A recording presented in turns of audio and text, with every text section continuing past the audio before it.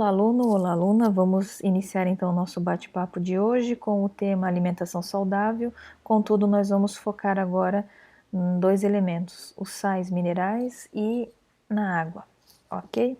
Com relação então aos sais minerais, eles vão participar de diversas funções do corpo e agora nós vamos começar a comentar a respeito de alguns sais minerais e a sua importância e onde eles podem ser encontrados, ok?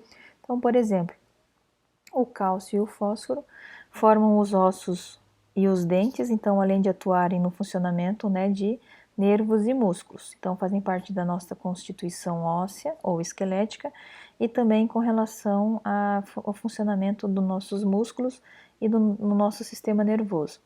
São encontrados em abundância então nos laticínios, nas hortaliças de folhas verdes, daí nós podemos mencionar brócolis, espinafre, além de ovos. Outros sais minerais importantes são o sódio, potássio e o cloro, que eles acabam então influenciando no volume de água que é eliminada ou é retida pelo nosso corpo e vão atuar nas funções dos músculos e dos nervos também.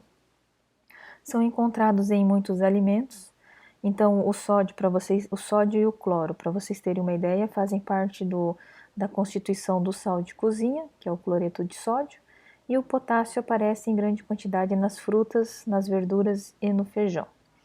Um outro elemento importante é o ferro, que ajuda na formação aí da hemácia, que é uma proteína que transporta o oxigênio do sangue. Essa proteína, então, ela está presente nas hemácias, que também são chamadas de glóbulos vermelhos, e pode dificultar aí o transporte de oxigênio para as células, né? Por isso, então, a deficiência de ferro pode causar mal-estar, fraqueza, cansaço, tá? Dificuldade de respirar, entre outros problemas. Esses são os sintomas que a gente chama, que a gente reconhece da anemia. E é uma doença comum em crianças que são subnutridas ou pessoas com vermes ou que estejam aí perdendo sangue pelas fezes. O ferro ele é encontrado no fígado, em carnes vermelhas, na gema de ovo, no feijão e nas hortaliças de folhas verdes, né? Um outro elemento importante é o iodo. Ele faz parte aí dos hormônios produzidos pela glândula tireoide, que acaba controlando aí a produção de energia na célula. Além disso, também está relacionada com o crescimento do nosso corpo. A falta de iodo pode levar então ao mau funcionamento dessa glândula tireoide e com isso aumenta exageradamente o seu tamanho, que é o que nós chamamos de bócio ou papeira. Na imagem ela está identificada ali, ó. O que causa então a deficiência desse elemento o bócio ele é comum em regiões onde o solo é pobre em iodo e o que causa então a deficiência desse elemento nos alimentos ali produzidos. Então é por isso que para ajudar a evitar esse tipo de problema, existe uma lei aqui no Brasil que obriga a adição de iodo, no sal de cozinha, já que ele deve ser adicionado em pequena quantidade e nós devemos ingerir o sal de cozinha em pequena quantidade.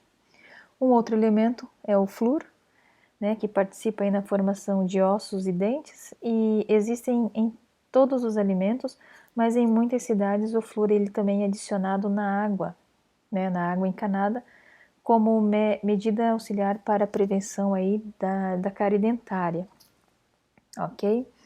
E, finalmente, as transformações químicas necessárias à manutenção da vida somente são possíveis se as substâncias estiverem dissolvidas em água.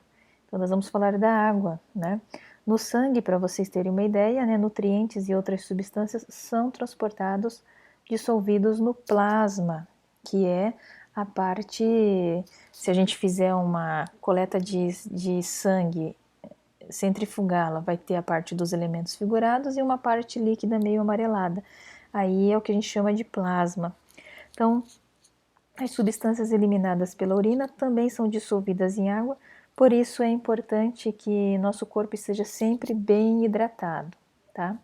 Para uma pessoa obter todos os nutrientes, de que necessita, a fim de se manter saudável, é preciso ter uma dieta, então, variada, além de ter variada e de ser diversificada, precisa ter uma alimentação equilibrada.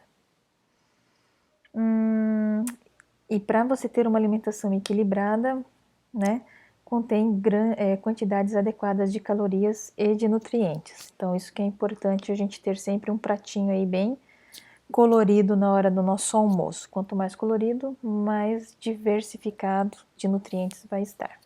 Ok? Então, fico por aqui e aguardo vocês aí numa próxima oportunidade.